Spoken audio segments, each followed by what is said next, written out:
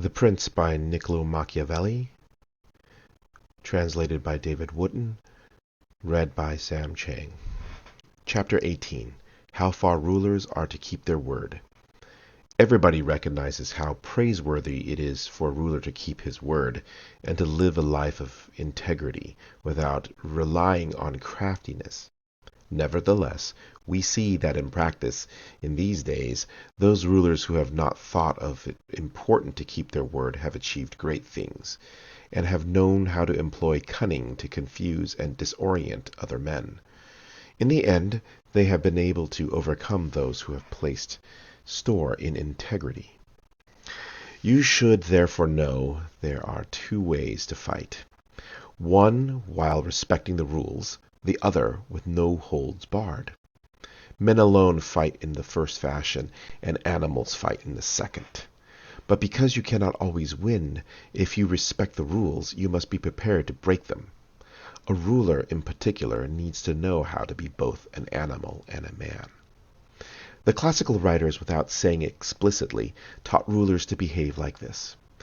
They described how Achilles and many other rulers in ancient times were given to Chiron the centaur to be raised, so he could bring them up as he thought best.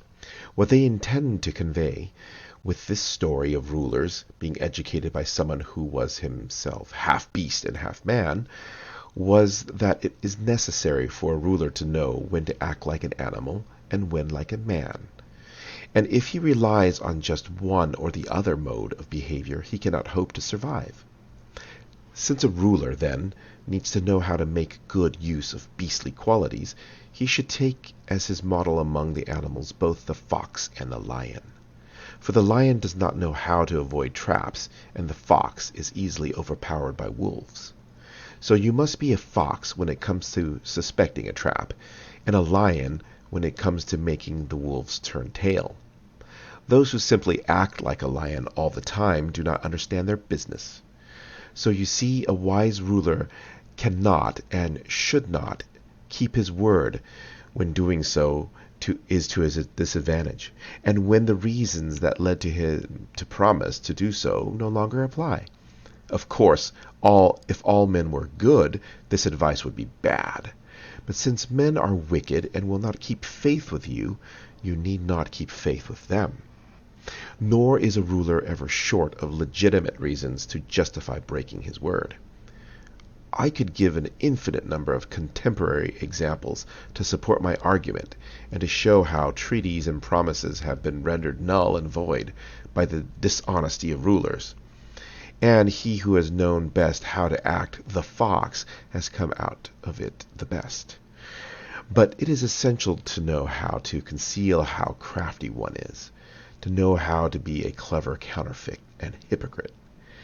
You will find people are so simple-minded and so preoccupied with their immediate concerns that if you set out to deceive them, you will always find plenty of them who will let themselves be deceived.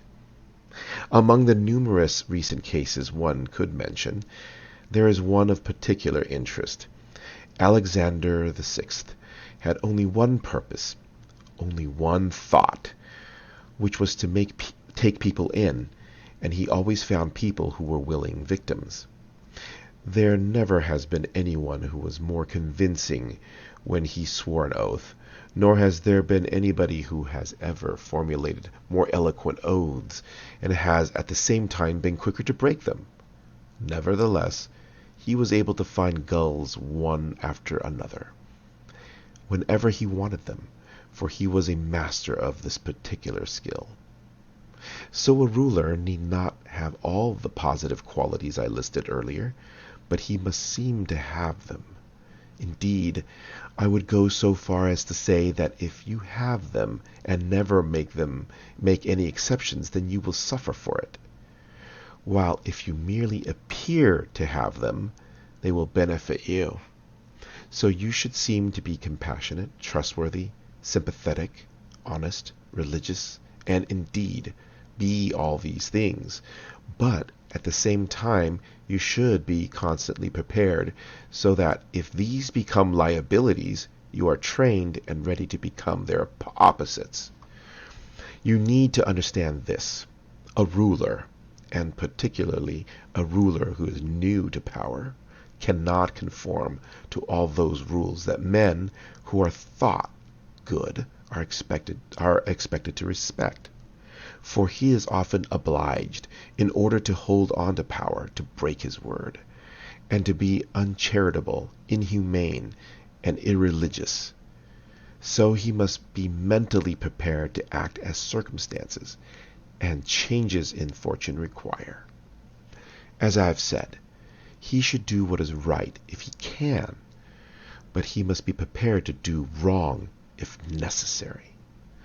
A ruler, therefore, take great care that he never carelessly says anything that is not imbued with the 5 qualities I listed above. He must seem to those who listen to him and watch him entirely pious, truthful, reliable, sympathetic, and religious. There is no quality that it is more important he should seem to have than this last one. In general, men judge more by sight than by touch. Everyone sees what is happening, but not everyone feels the consequences. Everyone sees what you seem to be. Few have direct experience of who you really are. Those few will not dare speak out in the face of public opinion when that opinion is reinforced by the authority of the state. In the behavior of all men, and particularly of rulers, against whom there is no recourse at law, people judge by the outcome. So if a ruler wins wars and holds on to power, the means he employed will always be judged honorable, and everyone will praise them. The common man accepts external appearances and judges by the outcome. And when it comes down to it, only the masses count. For the elite are powerless if the masses have someone to provide them with leadership. The contemporary ruler, whom it would be unwise to name, is always preaching peace and good faith, and he has not a shred of respect for either. If he had respected either, one or the other, he would have lost either his state or his reputation several times now.